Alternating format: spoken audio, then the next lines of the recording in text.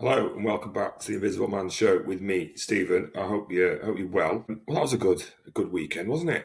I thought it was a great performance yesterday. So we're going to go through that, and then we're going to touch on the Huddersfield game and any potential rotation options that we have. The starting 11 comes out. It was the same team for the third game in a row. The first time Pep's done that in years at City. And I wasn't expecting it. I don't think I could pick a player who I want to miss out, but I thought he'd just do it anyway. As a fitness, rotation, experience, from that sort of standpoint, really. But he didn't, and he went with what's played really well over the last two games. And like I said, it was the acid test, wasn't it? Because United, they're not very good. Napoli had 10 men, so let's see what we can do away from home in one of the biggest games of the season. And yeah, I like the 11. But the bench was a worry. I said to my mate before the game that I thought Arsenal would win it from the bench. That was my initial thought because, well, we can get into their starting lineup first, actually. So negative. They've got better players on the bench than they had on the pitch. I mean, Merino, Trossard. If I was an Arsenal fan, I'd be annoyed at that starting 11, and I think a lot of them are annoyed. I was watching a bit of AFTV last night and a few bits and pieces this morning, and they want him to be more positive. But then again, when they brought those players over in the second half, did it make any difference, really? It looks a little bit livelier, but I don't think Saka did anything. Madueke didn't. And as he set the goal up with a good ball, but generally speaking, I thought we were really good. And whether they had attackers on or not, I think we played really well. So we start with Donnarumma in net. I don't think that was ever in doubt, was it? And I love this guy. I think he's brilliant. He comes for everything. So from a defender's standpoint, he's coming, so get out of his way. Neville was talking about it on his podcast this morning, well, last night, I listened to it this morning, about how he stands strong when he's when he's going for corners, whereas some keepers shrink a little bit. And I think Donnarumma's been brilliant. He came for everything. I think he got everything. He got something on everything, which is fine. And considering the money they've spent, Arsenal, their main weapons are corners and throw-ins. I mean, not really good enough, is it? Not really good enough for Arsenal. I don't accept Donnarumma's fault for the goal. I don't think so anyway. I'm not a goalkeeping expert by any stretch. But to me, he's got to come out. Maybe he could have stayed back a few seconds longer, but he's got to come out. He's got to close the player down. He couldn't not close him down. And then the touch and the finish was world class. 99 times out of 100, the touch is poor or the finish goes over and wide, and we're not talking about the keeper's position. So that's not something I'm particularly concerned about. I'll come on to the defender for their goal later on, because I think there's some deeper questions to be asked around that. Kuznetsov right back, yeah, quick, solid, love him, great. Why did it took this long for him to be our right back? I don't know. Why we messed around with Nunes and Rico Lewis when you can get this guy in? I know Kuznov's not really good going forward, but I don't really care, to be honest. Neither does Kyle Walker, and we did very well with him. Yeah, great 3 games for him, and hopefully the injuries not too bad. Give him the Huddersfield game off, and hopefully he can be back for the weekend. Diaz is looking good. Perhaps that's something to do with having Cousinov next to him and the pace, so bailing him out so he's not overly exposed. And also maybe it's because he's got Guardiola next to him as well, who is looking superb. He's played 3 games on the row now, though, back from injury. So I think he needs the Huddersfield game off, and then straight back into it the next weekend in the league. O'Reilly, I mean, I'm running out of things to say for this guy. He's passed every test. Who's England's left back at the moment? Who's England's left back? Because they can't be many better than O'Reilly at the moment. So no, yeah, I mean, is 8 Norway going to get back in? Could 8 Norway played any better yesterday than O'Reilly did? Maybe, maybe not. You wouldn't know who the £50 million experienced player was, and you wouldn't know who the youth player was if you put them both together. So very pleased with him. He did very well against Madueke, who was sort of their only lively player, wasn't he, in the first half? Madueke is the only one. He handled him well. There was one point when he dived in the first half, but he didn't actually dive in. He more slid to block, which is which was fine. But yes, again, had to come off through injury. So not great, but hopefully not too bad. And they put Saka in after Madueke got injured, and he didn't get much joy out of him either, did he? Rodders, he played, I thought, very, very, very well. Again, knackered towards the end, but we're never going to take him off, will we? We've got to take him off when we're winning. He's getting there, isn't he? He's getting there. He had to stay on, but he needs a rest. I don't know. I'd be tempted to rest him for the Burnley game as well. Give him half an hour at the end and see how that goes. If we could trust Nico Gonzalez in midfield, but I suppose we'll have to see how that goes against Huddersfield. But yeah, great to see him again. He started 3 games on the trot. Needs a breather. Bernardo, brilliant. Again, I thought it was a real captain's performance. He loves winding them up. I don't think he should have got involved with Trossard though, because I think that he was risking a second booking there. But I think you look at him and Phil, and the argument maybe Phil should play in the middle and Bernardo on the right. I'm not going to get into that. I'm not going to argue one way or the other. To be honest with you, we were 1-0 up for the majority of the game, and defensively we were sound for the most part. Maybe if Phil was in the middle, we might have done a little bit better on the odd counter attack. Maybe would, maybe wouldn't. Who knows? But yeah, overall, very good for Bernardo. That's the sort of game he needs to be playing in. I don't want to see him in home matches against Burnley and whoever else, but I think for games like that and big European games, yeah, he's definitely still got a role to play.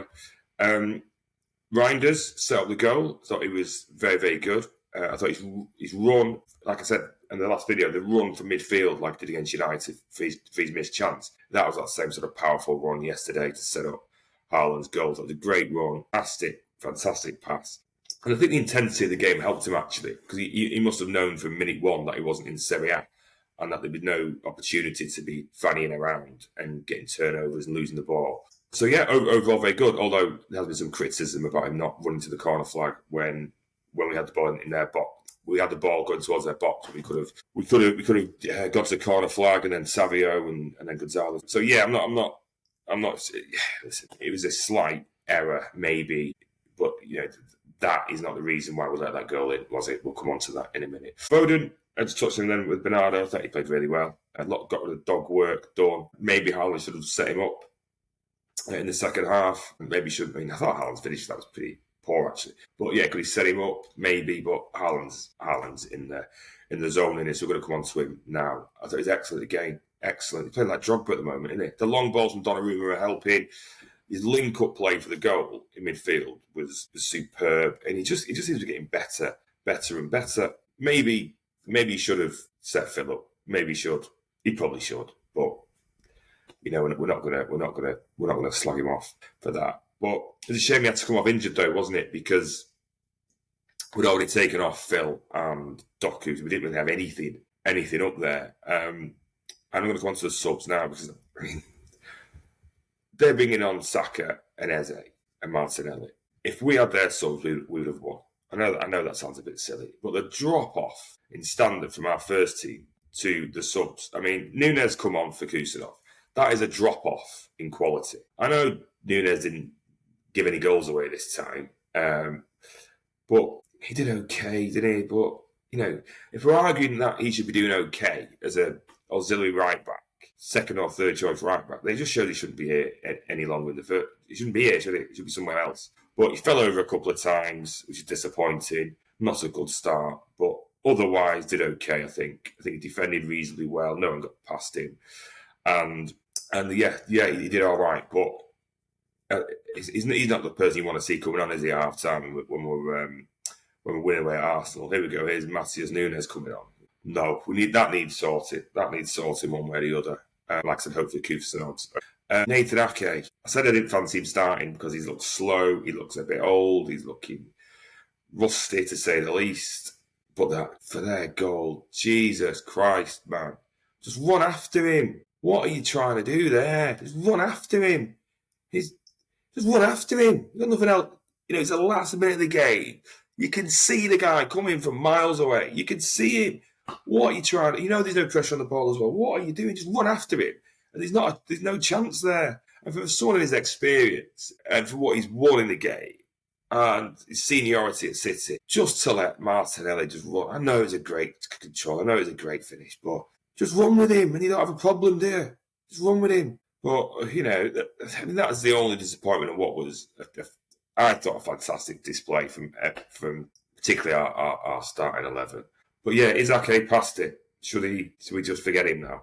Because you can't be doing that in big games. You're on to shore it up. You're the steady Eddie.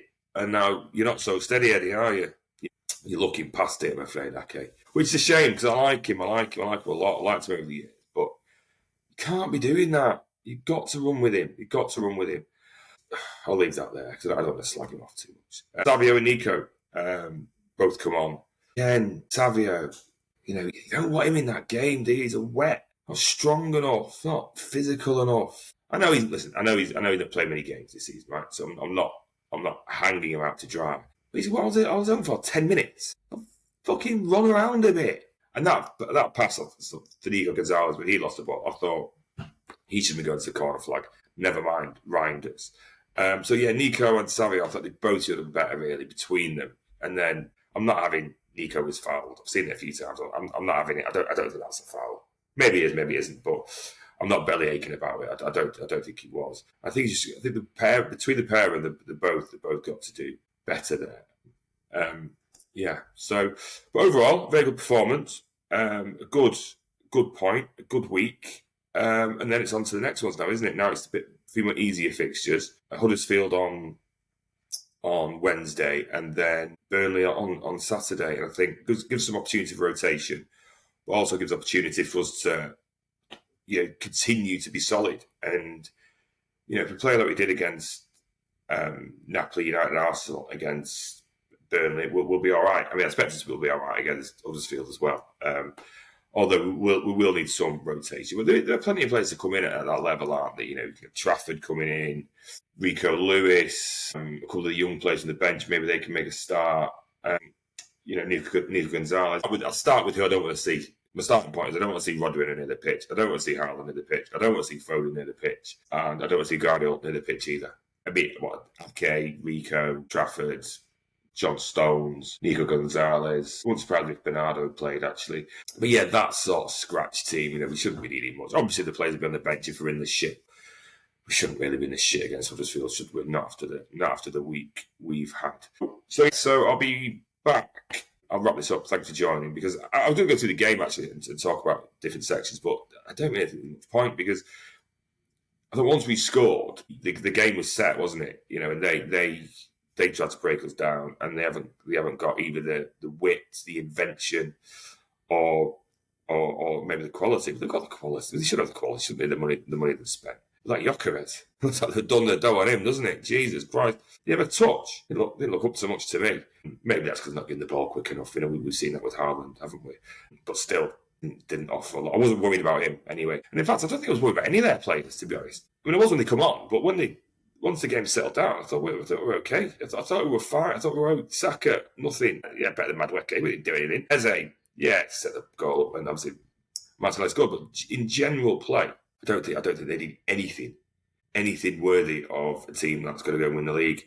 That they will argue that it was a good point. He scored late on, and there's a long way to go. No, I think from their point of view, you've got to go and you've got to beat City. Or we've been iffy, haven't we, for the last 6 months, 9 months? We've been iffy, but had a good week. But we were potentially vulnerable, but we were never really put under that amount of pressure. There wasn't many. They didn't have many shots. I think Donnarumma's first save was 30 minutes in or something.